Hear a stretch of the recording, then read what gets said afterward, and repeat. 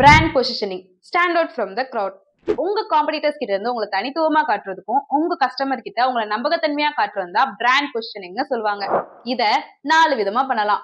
Value paste brand positioning, நீங்க கொடுக்குற சர்வீஸோ ப்ராடக்ட்டோ மக்களுக்கு எவ்வளவு வேல்யூவானதுன்றத புரிய வைக்கிறது. ஃபார் எக்ஸாம்பிள், நீங்க ஒரு மொபைல் ஷாப்போ இல்ல காஸ்மெட்டிக் ஷாப்போ வச்சிருந்தீங்கன்னா உங்களுக்கு இது ஹெல்ப்ஃபுல்லா இருக்கும்.